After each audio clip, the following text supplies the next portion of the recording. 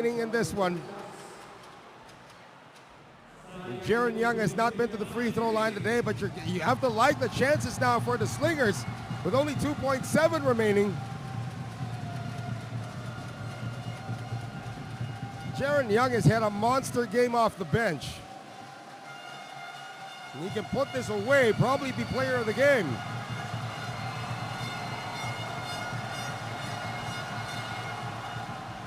Big time basket for Jaron Young.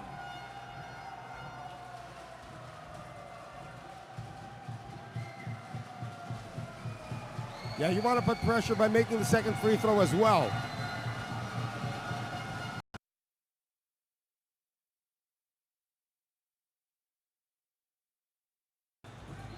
Watkins will throw the ball in. Watkins gets it to Esho. Esho with the release. He misses. And the Slingers have ended the 6-game home winning streak of the Knights here in game number 3 of the 2019 ABL Finals. And the Singapore Slingers did just enough to eke out the win. This is the closest game we've had in these finals so far. And they have reclaimed home court advantage, which is very important heading into game 4. They could be celebrating their first ABL championship on this floor, but for Brian Rousem, he knows that they're still not dead. They still have one more game this Saturday, but kudos again to the Slingers. Jaron Young coming off the bench, doing his best, playing with that hamstring injury. Xavier Alexander, and as well as John Fields hitting clutch baskets at the right time. Larry Liu led the local charge in that first half as well. Delvin Goh, a lot of heroes here for the Singapore Slingers, but there still will be a game 4 this coming Saturday. Will it be a coronation or an extension? That is the question. The first victory by the Singapore Slingers or any team here inside this arena since February 27. And guess what? The Knights also lost by 3 points in that game. And again, they also missed some crucial free throws down the stretch. Same situation. They had to play the foul game in order to keep in step. And they had to waste a few seconds just to get into the penalty situation. And Maxi Esho had a clean look to try and tie it up, but Brandon Jawado, when he missed that first free throw, it was desperation time.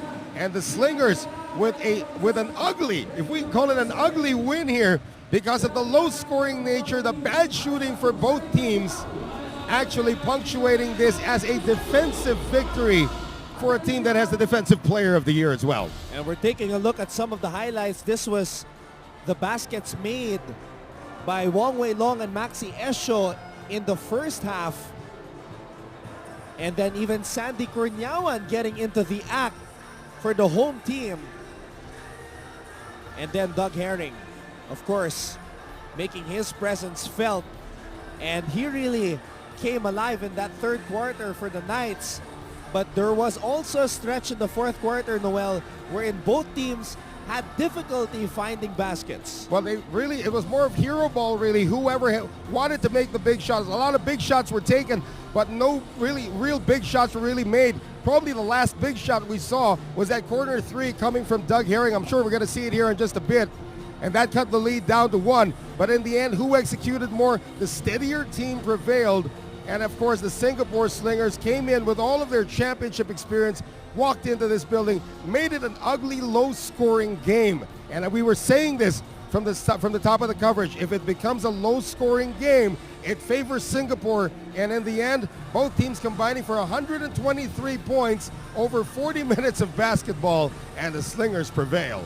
And that was the play of the game right there. A miss by the X-Man, put-back dunk by John Fields, and the Defensive Player of the Year playing with tons of intensity, shutting Watkins down.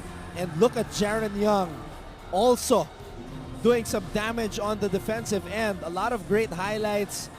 And Maxi Esho had to work for buckets like this. Well, it was complete team defense again for Maxi Esho, but it's sort of confusing. Did he want to shoot from the outside more? Did he want to take it inside? When they went small ball, he only posted up about twice and was successful once as well. So a lot of things, Coach Brian Rousam is going to look at the video of this game to learn about what he can adjust in game number 4. One thing is for sure though, they cannot shoot this terribly in their own building if they hope to send this to a game 5. And if Singapore comes out with the same defensive intensity that they showed here today, might as well hand them the crown, because if it's going to come down to a defensive contest, Singapore Slingers one of the tops in the league.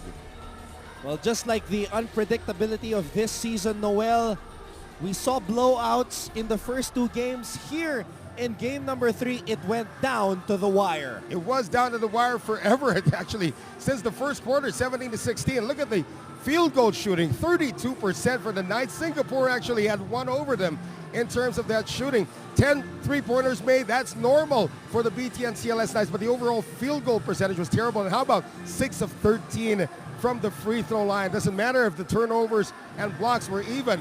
It was really down to the free throws. It was really down to who made the higher percentage shots in the end, and the defense of the Slingers had them prevailing in a low-scoring affair. If, again, in Game 4, it's this low-scoring, Slingers could be walking home with their first ABL title. And that is what we are going to look forward to when we come back here on Saturday here in Surabaya, Indonesia. Noel, pleasure working with you. To all the fans, thank you for tuning in, and we will see you all again for game number 4. On behalf of my partner, Noel Zarate, I'm Anton Ross saying thank you so much, and we will see you all again next time as we continue our rise to greatness here in the finals of the 2019 ASEAN Basketball League.